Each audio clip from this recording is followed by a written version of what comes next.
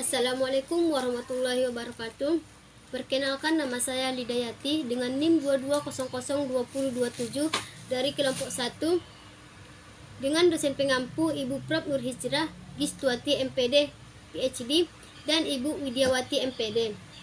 Baiklah, di sini saya akan menjelaskan materi mengenai latihan menyusun program public relation. Pengertian program kerja. Program adalah suatu rancangan mengenai asas suatu usaha yang akan dijalankan sekumpulan aktivitas yang saling berkaitan bantu-membantu di antara satu dengan yang lainnya kepada pencapaian suatu tujuan program itu. Program kerja adalah sebagai suatu rencana kegiatan dan suatu organisasi yang terarah, terpadu dan sistematis yang dibuat untuk rentang waktu yang telah ditentukan suatu organisasi.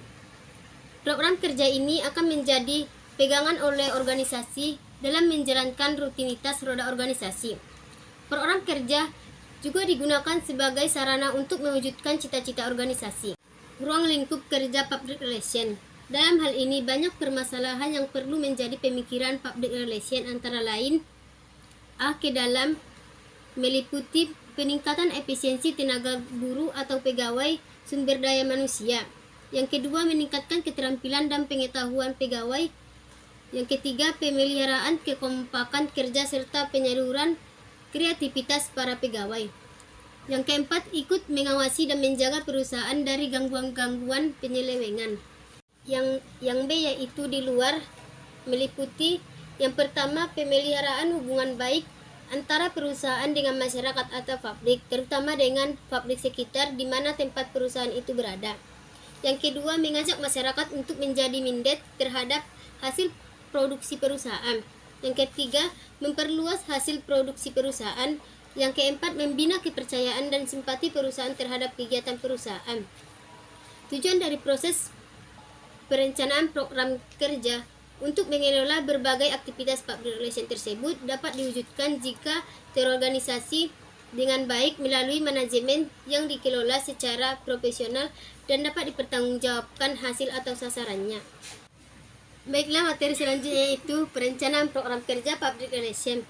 Secara umum, pengertian dari perencanaan program kerja public relation yaitu terdiri dari semua bentuk kegiatan perencanaan komunikasi baik kegiatan ke dalam maupun kegiatan luar antara organisasi dengan publik yang tujuannya untuk mencapai tujuan yang saling pengertian. Alasan dilakukannya perencanaan program kerja public relation termasuk manfaat dan klarifikasi perencanaan kerja tersebut. Maka penjelasannya yaitu sebagai berikut. Yang pertama, perencanaan kerja.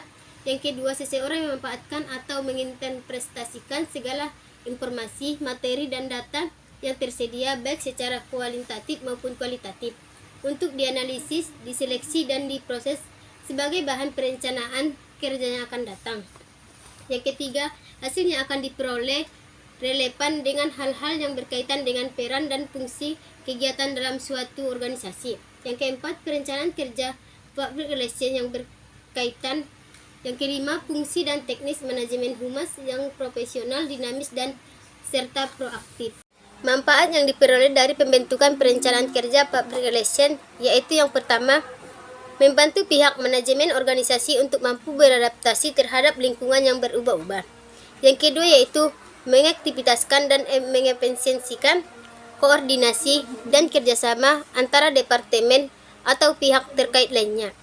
Yang ketiga, menghindari risiko kegagalan dengan tidak melakukan perkiraan atau perencanaan tanpa arah yang jelas dan konkret. Yang keempat yaitu mampu melihat secara keseluruhan kemampuan operasional organisasi. Yang kelima yaitu menetapkan klasifikasi rencana kerja public relation yaitu rencana strategi, rencana tetap, dan rencana tertentu. Materi yang terakhir yaitu pentingnya program public relation. Menurut Frank Jepkins 2002, ada 4 alasan yang paling penting bagi perlunya suatu perencanaan public relation. Keempat alasan tersebut yaitu untuk menetapkan target-target operasi public relation yang nantinya akan menjadi atas segenap hasil yang diperoleh. Yang kedua, untuk memperhitungkan jam kerja dan berbagai biaya yang diperlukan. Yang ketiga, untuk menyusun skala prioritas guna menentukan jumlah program dan waktu yang diperlukan untuk melaksanakan segenap program public relation yang diprioritaskan.